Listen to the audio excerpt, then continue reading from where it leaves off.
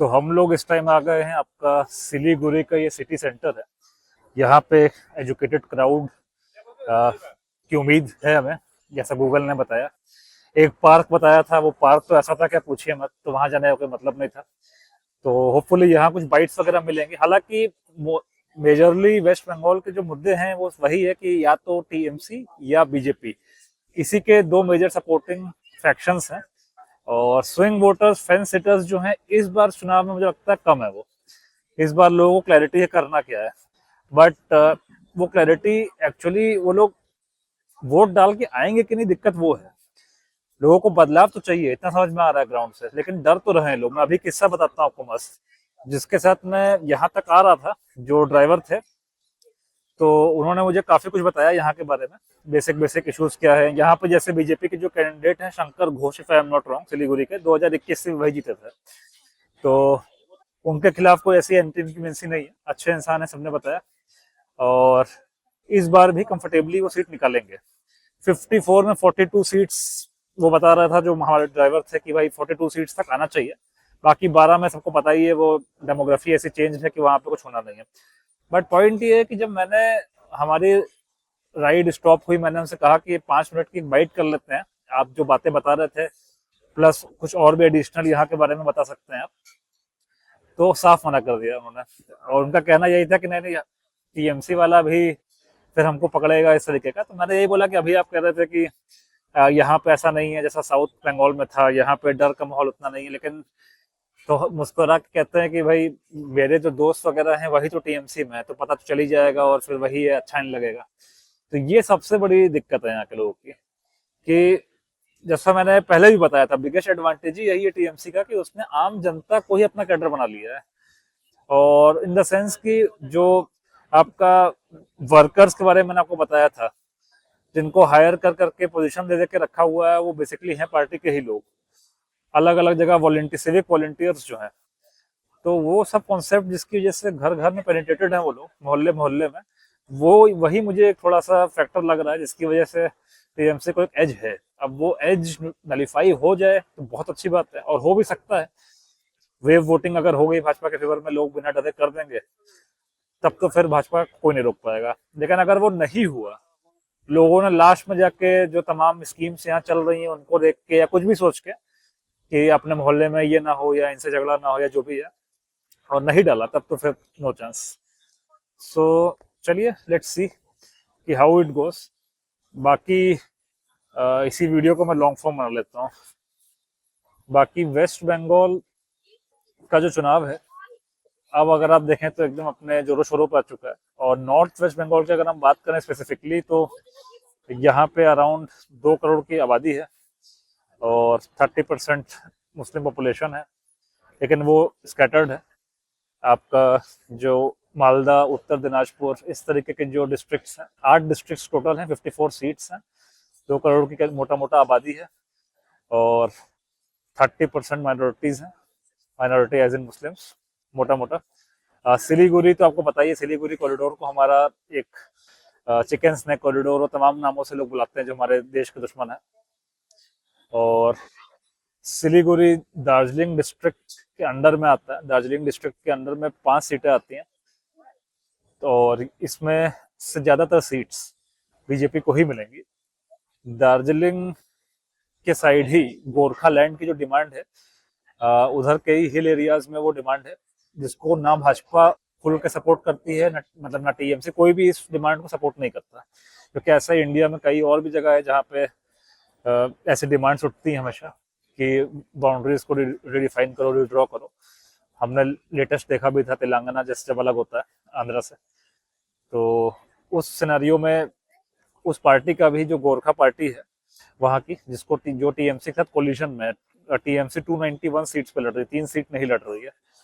तो वो कोलिशन की जो पार्टी है उसका चांस कम है, ऐसा बताया मुझे यहाँ पर उन्होंने, कि उस वो कुछ ज़्यादा इम्पैक्ट नहीं डाल पाएगी, भाजपा ही जीतेगी वहाँ पे भी। तो ये भी एक प्लस पॉइंट है।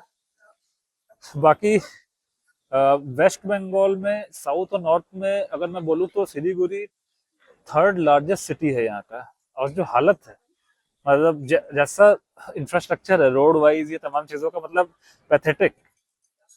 और इतनी धूल और इतना मतलब एकदम ही अंडर डेवलप्ड जिसे कहते हैं। इवन कोलकाता भी कहने के लिए मेट्रोपॉलिटन है, कॉस्मोपॉलिटन है, सब कुछ है, बट वहां पे भी जो रहा है, जो अभी भी रहता है, उसको भी पता है कि वो कितना बेहतर हो सकता है, कितना मतलब पहले के हिसाब से उसको बसाया गया और शहर को मोटा मोटा। अगर कल कोलकाता की बात करें हम लोग, और पहले कैपिटल हुआ करता था वो भारत की, तो जो स्टार्टिंग में वहां पे डेवलपमेंट हुए हैं तो वो लॉन्ग टर्म विजन के साथ ही हुए थे। सड़कें वगैरह चौड़ी ही हैं और तमाम चीजें हैं, बट वो अपने पोटेंशियल से कितना नीचे है, जस्ट बिकॉज जो पार्टी रूल कर रही है उसका सिस्टम ही बहुत अलग है ऑपरेट करने का। तो भाजपा अगर आ जाए ना तो मतलब सच में वेस्ट बंगाल की कायाकल्प हो जाएगी। और इतने बड़े स्टेट में जहाँ इतनी पॉपुलेशन है, 39 लोकसभा सीट्स है, वहां पे थर्ड लार्जेस्ट सिटी अगर ऐसा है सिलीगुड़ी जैसा, और मैं यहाँ के लोगों को बिल्कुल वो नहीं कर रहा हूँ, इसको अदरवाइज मत लीजिएगा, मतलब कितना स्कोप है यहाँ पे, मैं ये कह रहा हूँ कि वेस्ट बंगाल में इम्प्रूवमेंट डेवलपमेंट के लिए कितना स्कोप है इंफ्रास्ट्रक्चर वाइज ही केवल। बाकी तमाम चीजें तो चलिए उसके साथ एंसिलरी में खुद ही आ जाती हैं, ह्यूमन डेवलपमेंट इंडेक्स वगैरह सब चीजें जो है, स्कूलिंग वगैरह हर फैसिलिटी खुद ही डेवलप होगी जब इंफ्रास्ट्रक्चर प्रॉपर्ली डेवलप हो जाएगा, कनेक्टिविटी बढ़ जाएगी। लेकिन जो हालत है यहाँ की, और यहाँ नॉर्थ में टी टिम्बर टूरिज्म ज़्यादा है प्रेवलेंट, लोगों के इनकम सोर्स के जरिए है। साउथ वेस्ट बंगाल जो है वहाँ पे आईटी हब, इंडस्ट्रियल हब, इस तरीके के बेल्ट पूरा सिनेरियो है, वो कोस्टल भी है, वहाँ पे पोर्ट भी है। तो यहाँ पे भी एक सेंटिमेंट होता है कि with in the state only, कि यहाँ के रिसोर्सेस जो है वो उससे साउथ का इंफ्रास्ट्रक्चर डेवलप हो जाता है, नॉर्थ बंगाल के रिसोर्सेस से साउथ बंगाल का इंफ्रास्ट्रक्चर डेवलप होता है, ऐसा भी यहाँ पे एक सेंटिमेंट है। अब वो कितना सच है कितना नहीं है वो तो खैर अलग चीज है, बातें हर तरीके की हो ही जाती हैं, बट पॉइंट है कि यहाँ पे डिफरेंस तो है ही, क्योंकि अगर यहाँ बीजेपी का स्ट्रॉन्ग होल्ड रहा है जब से भाजपा नेशनल पॉलिटिक्स के उसमें आई है फेज में 2014 के बाद से, और उससे पहले तो यहाँ सीपीआईएम था, मैंने आपको पिछले शॉर्ट्स में अपना सीपीआईएम के झंडे यहाँ दिखाए भी थे। तो खैर पूरे वेस्ट बंगाल में ही क्योंकि सीपीआईएम था, 2011 में उनका बेस्टियन टूटा जब ममता बनर्जी बनती है चीफ मिनिस्टर। तो अब पॉलिटिकली अगर देखें तो बहुत साल नहीं हुए हैं, 15 साल में भी कैडर खड़ा रह जाता है कभी कभी। बट अगेन नॉर्थ बंगाल में ऐसा भी बता रहे हैं कि कांग्रेस के भी चांसेस हैं कुछ सीट्स पे सेकंड आने के। तो बहुत ज़्यादा इंटरेस्टिंग है चुनाव। और मैंने अपने लास्ट वीडियो में जो बातें कही, जो यहाँ की ग्राउंड रियलिटी थी सिविक वॉलंटियर्स को लेके,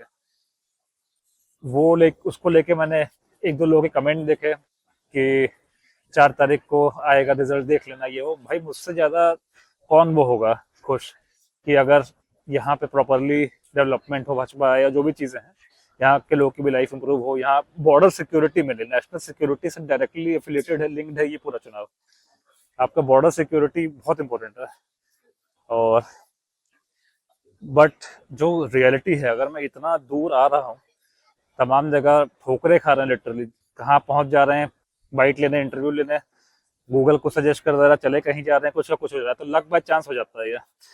और इतना एफर्ट है, बीच में बीमार भी होना, तमाम चीजें हैं। तो जो ग्राउंड से मैं पिक कर रहा हूँ, जो मेन स्ट्रीम नहीं बता रहा है, या जो ऑब्वियसली भाजपा के स्पोक्स पर्सन जो है वो कमियां थोड़ी बताएंगे अपनी, कोई नहीं बता सकता ना। हर कोई जब आप जंग लड़ते हैं तो उस समय तो एकदम ऑप्टिमिज्म वाला ही एटीट्यूड लेके चलते हैं ना, कि बिल्कुल भी नेगेटिव बात करनी ही नहीं है।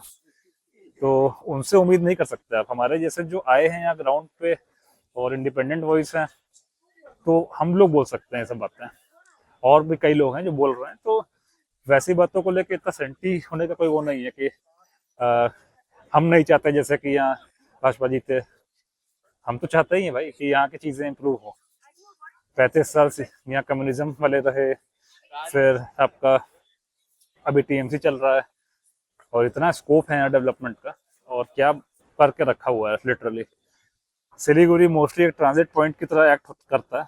न्यू जलपाईगुड़ी स्टेशन जो है, अच्छा सिलीगुड़ी और जलपाईगुड़ी को ट्विन सिटीज भी कहा जाता है। जलपाईगुड़ी अलग डिस्ट्रिक्ट है और एक सिटी भी है। तो न्यू जलपाईगुड़ी स्टेशन जो है, जहाँ सबसे ज़्यादा ट्रेन आती हैं साउथ बंगाल से, या इवन पैन इंडिया से भी, बड़ा जंक्शन है वो।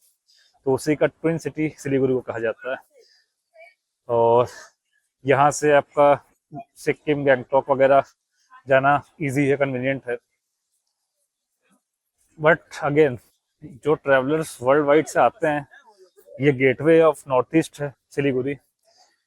और वैसा इम्पोर्टेंट, इतना स्ट्रेटेजिक एरिया, अगर इतना हॉरिबली डेवलप्ड, मतलब अगर मैं कहूँ तो इंफ्रास्ट्रक्चर वाइज, तो इतनी धूल चारों तरफ, तो फिर तो थोड़ा खराब लगता है।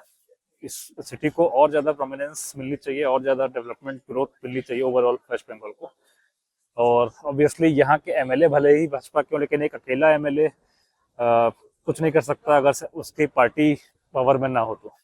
ये तो सिंपल सही है। इसका इल्ज़ाम तो भाजपा भी सबने लगाई। हम तमिलनाडु कवर करके आए और केरला कवर करके आए, वहाँ पे भी लोगों ने दुहांत का जो इल्ज़ाम लगाया कि भाजपा अपने जो स्टेट को रूल नहीं करती है, वहाँ के फंड्स वगैरह को लेके, वहाँ की ग्रोथ को लेके थोड़ा स्लैक रहती है। तो आप खुद ही समझ सकते हैं कि अगर टीएमसी जीती है तो वो भाजपा एमएलए के क्षेत्र में कितना ही डेवलपमेंट करना चाहिए। तो at the end of the day politics Bharat में हेल्दी तो बची नहीं है।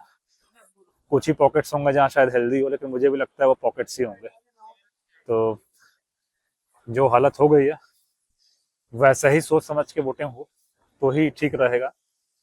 बाकी डिटेल्ड वीडियो कल परसों से ट्राई करूंगा मैं कि डिटेल्ड वीडियोस हम डालें, जो भी एक्सपीरियंसेस है, क्योंकि इतने ज़्यादा एक्सपीरियंसेस, इतने टाइम से मैं घूम रहा हूँ कि कितनी चीज़ें तो मैं बता ही नहीं पाया, कितनी चीज़ें तो मैं डाल ही नहीं पाया चैनल पे भी। तो थोड़ा फ्री अप होके माइंड स्पेस हम लोग जरूर चर्चा करेंगे उन चीज़ों पे।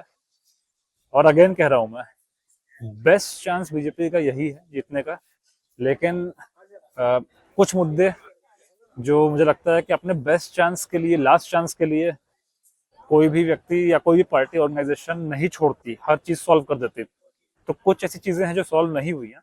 इतनी सीआरपीएफ के बाद भी आज भी डर का माहौल है। और लिटरली बड़ा एपिक हो गया था, वो व्यक्ति जो थे इतना खुल के बता रहे थे चीजें, इतनी खुल के बात कर रहे थे। जैसे ही मैंने कहा कि मैं एक बार इसको रिकॉर्ड कर लेता हूँ 5 मिनट, तो साफ मना कि नहीं नहीं हो पाएगा। और यही दोस्ती जो है ना, कि मेरे घर में बगल वाले घर का पड़ोसी वो उस पार्टी का है, हम साथ ही बैठते हैं रात को जाके, तो अच्छा नहीं लगेगा। वही उस चक्कर में सब इधर उधर होने वाला है अगर भाजपा हारी तो। क्योंकि जो डायरेक्ट बेनिफिशियरी है वो अपने घर के बाहर देख नहीं रहा है, उसको लग रहा है कि 12-15 हज़ार जो भी मिल रहा है सिविक वॉलंटियर बन के जैसे भी, यही सब कुछ है। दूरदर्शिता है नहीं, और वो होने मतलब होना भी मुश्किल होता है। जो पेट पालने के लिए ही जी रहा है व्यक्ति, उससे आप ये उम्मीद नहीं कर सकते कि वो बहुत दूर का सोच के अपना पेट पे लात मार के सब कुछ कर देगा। मेजोरिटी ऐसी नहीं होती। ये तो लोग यही सोचते हैं कि हमने जिसको वोट दिया है वो लोग ये सब चीजें सॉल्व करेंगे हमारे लिए। उनका डेडिकेटेड काम है, डेडिकेटेड जेडी है, जॉब डिस्क्रिप्शन। हमारे पॉलिटिशियंस, ब्यूरोक्रेट्स, हमारे जुडिशरी की देश overall at a larger scale properly चले। बट अगेन सिनेरियोस पेपर पे अलग हैं, प्रैक्टिकली अलग हैं। तो मैंने तो उनको कहा भी, जो व्यक्ति थे, कि भाई ये सब दोस्ती थोड़ा आप ही देख के समझ के कीजिए कि लास्ट में बंगाल कहाँ जा रहा है। जहाँ के आप लोग हैं, जहाँ के पैदावार हैं आप लोग, वो कहाँ जा रहा है, बंगाली अस्मिता कहाँ जा रही है। बट ठीक है, लेट्स सी क्या होता है क्या नहीं होता। बाकी ये एक ब्रांड है Mio Amore, if I am pronouncing it correctly. तो बंगाल सस्ता तो है यार, ये बात तो सच है। हमने अब कॉलेज भी किया था, तब भी ये फैक्ट हमने नोटिस किया था कि यहाँ पे हर तरीके की लाइफस्टाइल जीने के लिए अवेलेबल है। टॉप नॉच लाइफस्टाइल भी जी सकते हैं आप यहाँ पे, जो इंडिया के किसी भी रीजन में जो सबसे एलीट लोगों के लिए ऑफरिंग्स होंगी वो कोलकाता में आपको सब मिलेंगी। और सबसे लोअर स्टेटा के आदमी के लिए भी हर चीज अवेलेबल है। तो सिटी ऑफ जॉय तो है ये कुछ अलग तरीके से, मतलब इन द सेंस कोलकाता की बात कर रहा हूँ मैं। और इन जनरल बंगाल ही थोड़ा चीप है, और उसी लाइफस्टाइल में ना, उसी सुस्ती में एकदम ढाल दिया गया लोगों को यहाँ के। पहले कम्युनिस्ट पार्टीज ने, फिर टीएमसी ने वही एटीट्यूड उन लोगों का रखा के कि तुम मच्छी खा के अपना सो, बाकी हम देख लेंगे। और क्या देख रहे हैं वो लोग तो सबको पता ही है। कोलकाता में तो ऐसी ऐसी बातें लोगों ने बताई हैं, क्या बोला जाए कि मतलब जो है वहाँ लीगल इलीगल जो है, सब में टीएमसी का हाथ था। मतलब किसी ना किसी डायरेक्ट बेनिफिशियरी नहीं होगा कोई, इन द सेंस कि डायरेक्ट एकदम किसी पार्टी का कोई रैंक को नहीं होता, लेकिन वो डायरेक्टली समझ रहे हैं कैसे वो संलिप्तता होती है। क्योंकि अगर आप ही रूलिंग पार्टी है, रूलिंग डिस्पेंसेशन है, आपके हाथ में लॉ एंड ऑर्डर है, सब कुछ है, तो तब भी अगर लोग ऐसा कर जा रहे हैं तो कहीं ना कहीं उसमें एक शय तो मिली ही होती है उन लोग को। बट अगेन जो हमने बातें ऑलरेडी की थी, अगर नक्सल में दोहराएं तो लोगों को यकीन नहीं है। जैसे यहाँ का मुद्दा जो एक आपका स्कूल का स्कैम हुआ था, स्कूल रिक्रूटमेंट का बहुत हाईलाइट हुआ था, तो उसमें अराउंड 25,000 स्कूल के ग्रुप सी ग्रुप डी की वैकेंसी को लेके पोस्टिंग्स निकली थी, और वो एग्जाम में पैसा खा के, मोटा मोटा अगर नक्सल में समझाऊं मैं आपको, पैसा खा के भर्ती कर दी गई थी। और करीब 25 लाख लोग बैठे थे 25,000 जॉब पोस्ट के लिए। और फाइनली 2016 में हुआ था ये एग्जाम। फाइनली हाई कोर्ट ने पहले उस एग्जाम को नल एंड वॉइड घोषित किया कि पूरा ही एकदम ये टेम्पर्ड था, और फिर उसके बाद सुप्रीम कोर्ट ने अपहेल्ड भी कर दिया। तो पूरी जो पोजीशंस थी अराउंड 25,000, वो उसमें से कैसे निकाला जाए, जो भर्तियां हुई थी, कि कौन जेन्युइनली करके आया था एग्जाम और कौन नॉन जेन्युइनली। तो वहां पे एक ग्रे लाइन रह गई। लोगों के मन में काफी गुस्सा है, नॉर्थ के कैंडिडेट्स ज्यादा थे ऐसा बताते हैं, तो वो वाला मुद्दा यहाँ पे ज्यादा पिकअप किया हुआ है। और फाइनली अभी एक्सटेंशन पे चल रहा है। जो इन लोगों ने नॉन टीचिंग स्टाफ था उसको तो हटा ही दिया गया स्कूल, मतलब हाँ स्कूल से उनकी जॉब तो ले ली गई। जो टीचिंग स्टाफ था, क्योंकि एकदम से हटाते तो कोलैप्स कर जाता है एजुकेशन सिस्टम यहाँ का, जो थोड़ा बहुत है जो भी है, तो इसलिए फिर उन लोगों को अभी भी कंटिन्यू कराया जा रहा है और एक्सटेंशन दे दिया गया है। अब 44,000 या 45,000 भर्ती दोबारा निकाली गई ओपनिंग्स। तो इवन टीचर तक में, जो बच्चों का भविष्य निर्धारित करता है, वहां तक में उनके रिक्रूटमेंट तक में स्कैम हो जा रहा है। कॉलेज की सीट वगैरह बच्चों की बेचना, जो इस तरीके के तमाम चीजें सुनते हैं हम लोग, और होते भी है चीजें। आपको पता ही है कि बिग शॉट्स जो हैं वो एकदम ईमान का पैसा तो नहीं कमा के बैठे हैं। बट पॉइंट है कि सीधा भविष्य के साथ ही कर दिया है। शिक्षकों को ही ऐसा ले आए तो लोगों में गुस्सा था। एक दो लोगों से और भी मेरी बात हुई, तो ये मुद्दा तो है यहाँ का। बाकी गोरखालैंड वाले मुद्दे को तो लोगों ने सप्रेस ही कर दिया। बातों से तो ऐसा ही लगा कि नहीं, वो कोई ऐसा रीजन वो नहीं है, मुद्दा नहीं है, और उसमें कोई सपोर्ट नहीं करता। अभी फिलहाल टीएमसी ऐसे मैनेज कर रहा है कि वहाँ पे एक ऑटोनॉमस बॉडी कुछ बना दी है लोगों ने, ठीक है अपने मुद्दे आप ही लोग वो करो, मतलब सॉल्व करो, कोई दखल नहीं देगा जैसा। लेकिन सेपरेट स्टेट या सेपरेट यूनियन टेरिटरी वाले डिमांड मतलब is not going to be fulfilled, जो लग रहा है ग्राउंड पर उतना उसका पिकअप नहीं है, ना कोई पार्टी उसका सपोर्ट में है। क्योंकि ऑब्वियसली एक वेस्ट बंगाल स्टेट जो है 39 सीट्स हैं, सीट्स को लेकर डिलिमिटेशन को लेकर आप देख ही रहे हैं कि इंडिया वाइड कितना चल रहा है बवाल। और उसमें भी मेरा यही कमेंट रहेगा कि डिलिमिटेशन या कोई भी ऐसा रूल कभी नहीं बन सकता, और बनना चाहिए भी नहीं, जिससे कि जो हम लोग नेशनलिस्ट हैं, साउथ नॉर्थ ईस्ट वेस्ट कहीं पे भी, या इवन अब तो ग्लोबली भी अगर देखें तो कितने सारे लोग हैं जो इंडियन डायस्पोरा है, बाहर से इतना सपोर्ट करते हैं वो लोग। तो हम लोगों में डिवाइड बेसिकली नहीं आना चाहिए। और यही बात जो टॉप पे बैठे लोग हैं, अच्छे जो लोग हैं, सेगमेंटेशन होता है उसमें भी आपने देखा होगा ना, धुरंधर में जो बात बोली अजीत डोभाल जी ने, मतलब जो उनका कैरेक्टर प्ले कर रहे थे कि हमारे यहाँ सरकार में ही ऐसे लोग हैं जो देश का भला नहीं चाहते हैं, तो ये बहुत खराब चीज़ है। बट है तो फैक्ट बीइंग फैक्ट, वो लोग जो अच्छे लोग हैं ज़्यादा संख्या में हैं, या अब तो बढ़ ही रहे हैं, अब जुडिशरी देखो या कहीं पे भी देखो तो अब प्रॉपर स्टैंड लेने वाले लोग आ रहे हैं। तो कभी भी वो लोग ये होने नहीं देंगे कि इस तरीके का डिवाइड हो कंट्री में। बाकी देखते हैं, ट्राई करते हैं यहाँ पे, अगर कुछ लोग की बाइट हो पाए, बाइट मिल जाए तो बाइट ले लेते हैं। मैं रैंडमली आ गया, मैं होटल के बाहर ही निकला था वॉक करते हुए, कुछ लोग की बाइट लूंगा, वहां मिली नहीं, तो मैंने एक रैपिडो बाइक की, उनके साथ इधर आ गया। और अपना मैं गिम्बल वगैरह लाया नहीं, हैंड हेल्ड ही है।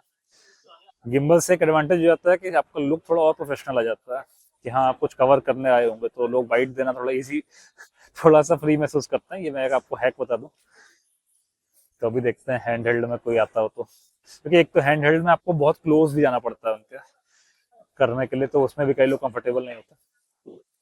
ये सारे हैक्स मेरे जैसा ही कोई बता सकता है आपको, बेसिक्स।